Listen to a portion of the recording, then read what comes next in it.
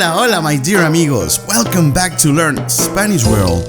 My name is Mr. Breaks. I'm a qualified Spanish teacher, and I upload videos every week in order to help you learn Spanish. If this is your first time watching one of my videos, let me extend you a warm invitation to subscribe to my channel. Click the red button that reads subscribe and the little bell next to it in order to get notifications every time I upload a video about Spanish or a Spanish lesson. Fantástico!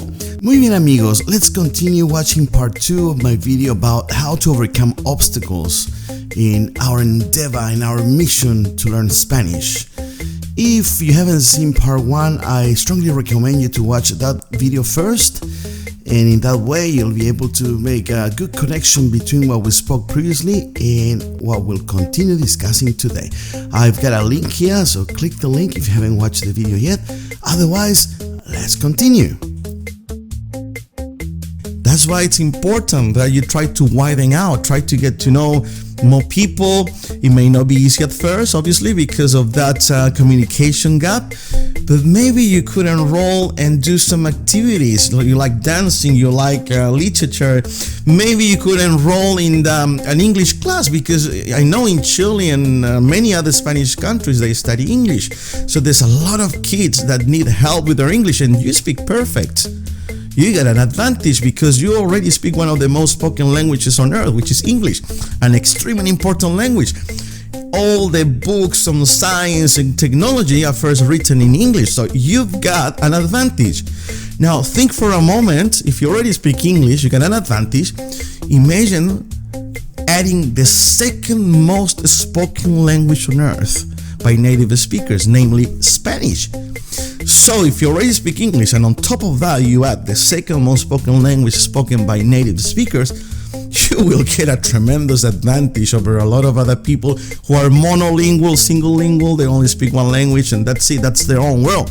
You can expand your horizons, you can get to know an entire different world. It's like pretty much arriving on another planet and you discovering a new civilization, a new culture, a new language, discovering new names, new faces. So I would strongly suggest you that perhaps you start learning more about the culture, getting to know more people in school. I think people in Latin America are mostly friendly. They're very welcoming. It may be hard at first to understand each other, but I'm sure that they will be able to help you if you do not give up. Just make sure you do not isolate yourself, make sure that you persist, and by subscribing to channels like this one or by watching videos you will learn the language. I know some people that, for example, while they do the chores at home, they clean up, they do the dishes, or they help around the house, they're listening to Spanish YouTube videos and they learning and they hearing the words being pronounced over and over and over again, because repetition is very, very important. It's essential. Repeating, and don't be afraid about making mistakes. You're gonna make mistakes like any other learner of any language has made mistakes before. Don't be afraid, because making mistakes means that you are making progress. If you didn't make any mistakes, I would be extremely concerned, because that means that you are not truly learning the language. You haven't exposed yourself to it.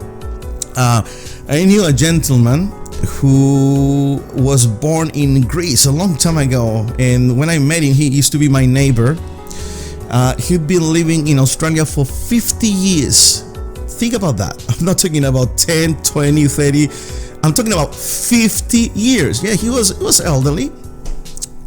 But I was really dumbfounded when I tried communicating with him, and the only words that he knew was good morning, hello, and he couldn't speak anything else. He couldn't speak any English after being 50 years here. Just think about the incredible number of people that learn English during those 50 years around the world. And this gentleman, who'd been living in an English-speaking country for 50 years, most of his life, all he could say was hello, good morning. Why? Because he didn't leave his comfort zone. He stayed there within the Greek community. He only talked to people that spoke his native language. He never ventured out. He thought it was way too painful. It was too hard. So he thought to himself, you know what? I'll just stick with my own people. I'll just eat my own food. Hang around just my own ethnic group. And unfortunately, he never learned English. What a sad story. There are other people, on the other hand, like a child that arrived in Australia only 5 years ago. I think it was on the newspaper. This kid arrived from Syria. As you may know, Syria is a country that has been destroyed by war. This boy hadn't attended a school for the past 3-4 years because obviously there was no schools left. Everything was being destroyed, and he was struggling to survive with his family. A lot of his relatives were killed during the war, and I can't think of anything more horrible than being in the middle of a war where there's no law, there's lawlessness, there's violence, there's injustice. It's a nightmare. It's a real nightmare. And this child arrived in Australia as a young teenager. I think he was around 14, 15, around your age. And he couldn't speak one single word in English. Nothing. And he got rejected from a few schools because his English level was so low, that he wasn't admitted until eventually he was admitted to a school. I think it was called Sydenham Secondary School in Melbourne.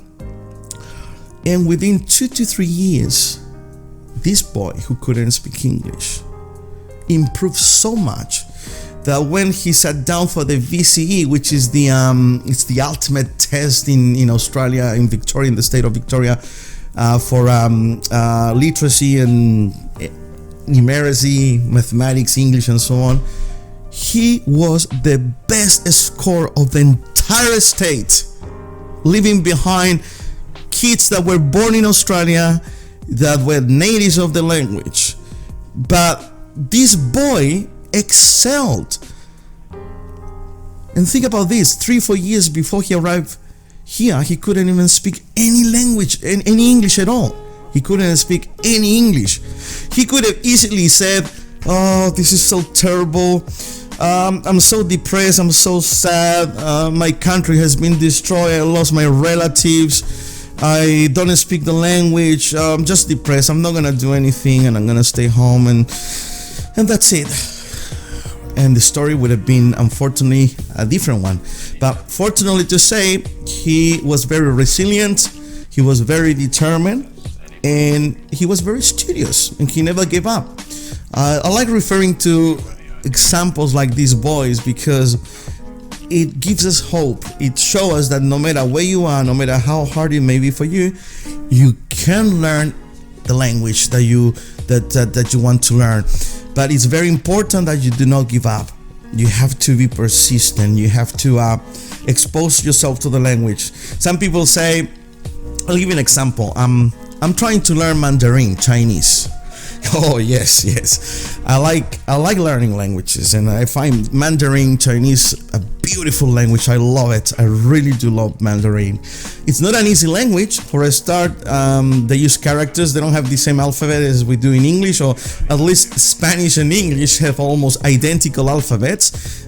We got in English A, B, C, D. Spanish B, C, D, E. So there's a similarities. We got some things in common. Both languages are European. Both languages share almost identical alphabets, and there's similarities. But Chinese is completely different. You can't find a point in common of reference almost, because it's just so exotic to us, so different, and I like that.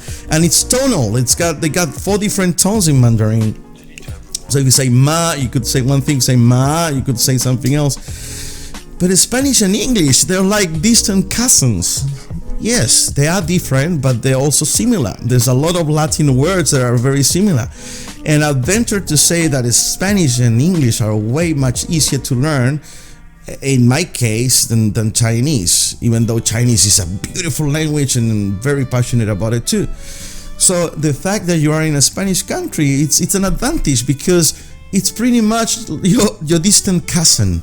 You can find some similarities and you can learn way quicker than someone who doesn't have that Latin connection, as we could say. So try to view it as an opportunity. Imagine learning another language and being able to communicate with millions of extra people. This will broaden your horizons. You will expand your horizons.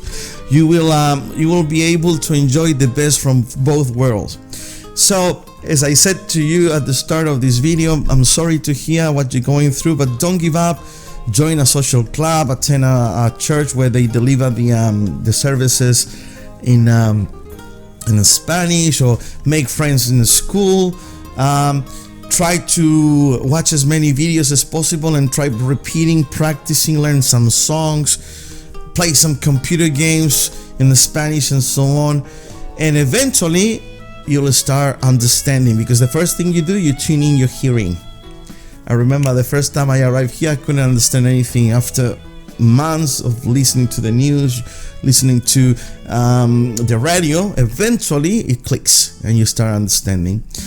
So that's been the video for today, amigos and amigas. I hope that no matter where you are, learning a language, that you find passion and enjoyment from doing this. Is a challenge, and challenges can present obstacles, but it can be also very rewarding learning another language.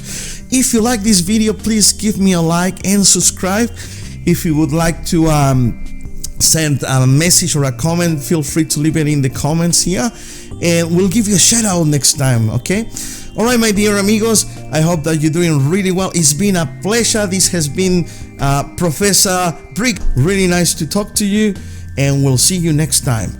Adios, amigos.